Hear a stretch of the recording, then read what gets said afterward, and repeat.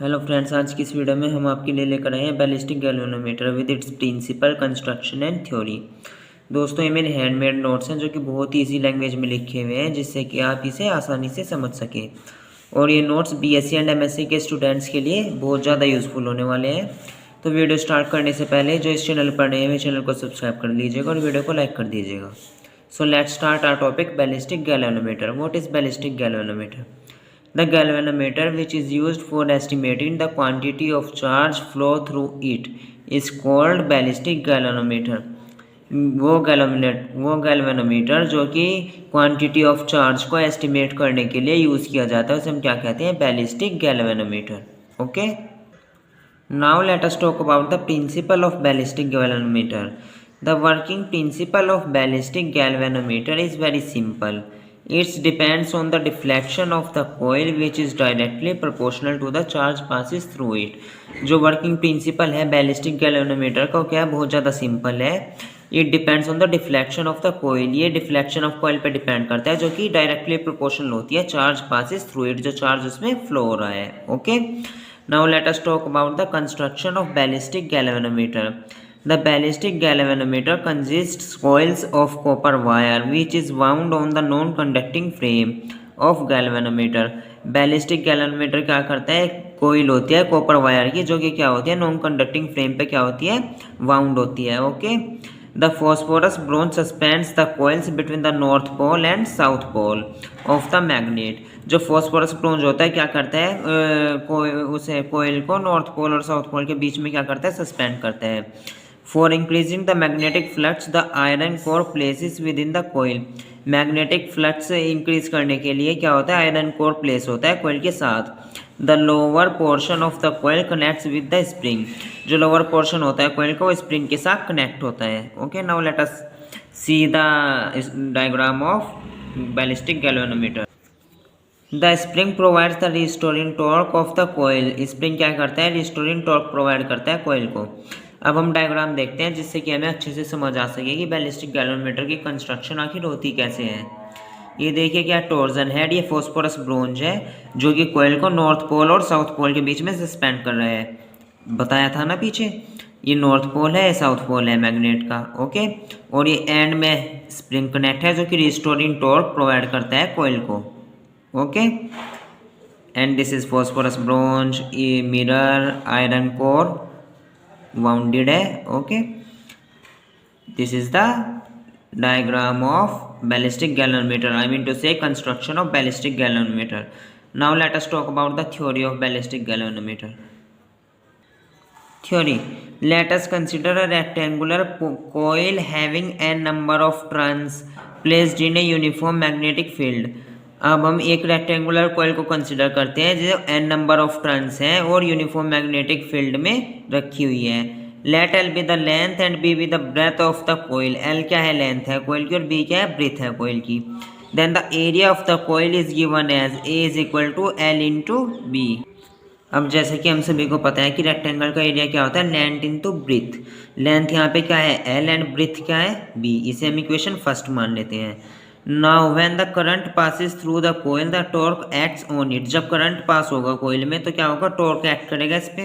The magnitude of which is given है, जिसका magnitude यहाँ पे दिया हुआ है, to is equal to NIAB.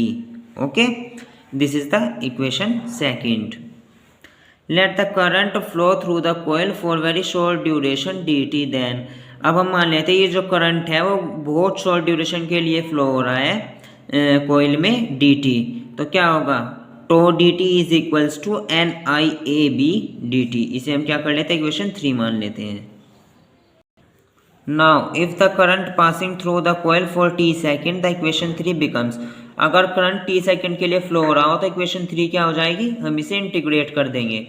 Integration 0 to t tau dt is equals to NAB constant है, तो I dt यहाँ पे इंटीग्रेट हो जाएगा. ओके, तो टो डी टी क्या आ जाएगा? यहाँ पे टो आ जाएगा. And n a b i d t क्या होता है? क्यू, चार्ज की. ओके, इसे हम इक्वेशन 4 मान लेते हैं. Where q is the total charge passing through the coil. Q क्या है? यहाँ पे टोटल चार्ज है जो कोयल से पास हो रहा है.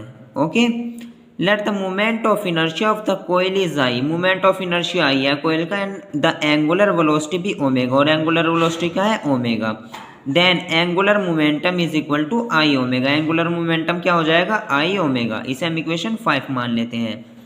The angular momentum of the coil is equal to the force acting on the coil, angular momentum of the coil क्या होता है, जो फोर्स एक्ट कर रही है कोयल पे उसके इक्वल होता है। So I omega is equals to force क्या आया था n a b q, okay, इसे हम क्या मान लेते हैं equation 6। Now the kinetic energy के deflects the coil through an angle theta, kinetic energy क्या करती है कोयल को एंगल थीटा पे क्या कर देती है डिफ्लेक्ट कर देती है, and the deflection is restored through the spring, और ये डिफ्लेक्शन स्प्रिंग के थ्रू रिस्टोर कर लिया जाता है। रिस्टोरिंग टॉर्क क्या होगा यहाँ पर half c theta square, and kinetic energy is equals to half I omega square. The restoring torque of the coil is equal to their deflection, restoring torque क्या होगा उसके डिफ्लेक्शन के इक्वल होगा, thus half c theta square is equal to half I omega square. So half से half cancel out हो जाएगा, and c theta square is equals to I omega square, इसे हम इक्वेशन क्या मान लेते हैं 7। Now t be the period of oscillation of the coil, t को हम क्या मान लेते हैं period of oscillation, we have t is equals to 2 pi under root I upon c, ये हमारे पास क्या होता है टाइम पीरियड का फॉर्मूला होता है। So I is equals to t square c upon 4 pi, I is equals to t square c upon 4 pi square, यहाँ से हम आई की वैल्यू निकाल लेंगे, okay. Now on multiplying the equation 7 by the above equation we get, equation 7 को इस equation से multiply करने पर हमें क्या मिलेगा, देखिए क्या आता है t square c square theta square upon 4 pi square is equals to I square omega square, okay. अब इसे हम क्या लिख सकते हैं टी सी थीटा का अपॉन 2 पाई का होल स्क्वायर, एंड इसे आई ओमेगा का होल स्क्वायर, स्क्वायर से स्क्वायर कैंसिल आउट, ओके। तो क्या बचेगा t c theta upon 2 pi is equals to I omega, इसे हम क्या मान लेते हैं equation 8। On substituting the value of equation 6 in equation 8 we have, equation 6 की वैल्यू इक्वेशन 8 में रखने पर हमारे पास क्या आएगा c t theta upon 2 pi is equals to n a b q, okay. Q की वैल्यू निकालेंगे जब हम तो क्या आएगा t upon 2 pi c upon n a b theta, q is equals to ये क्या है कांस्टेंट है, इसे हम क्या लिख लेंगे k theta, so q is equals to k theta, okay, where k is equals to t upon 2 pi c upon n a b is a constant for the galvanometer, ये सब क्या है कांस्टेंट है गैल्वेनोमीटर के लिए। hence the charge q which is passed through the galvanometer proportional to the angle throw theta of the coil, ओके। Charge क्या होगा किसके डायरेक्टली प्रोपोर्शनल होगा angle throw theta of the coil. तो दोस्तों अगर आपको वीडियो पसंद आई हो तो वीडियो को लाइक कीजिएगा और चैनल को सब्सक्राइब कीजिएगा। Thanks for watching.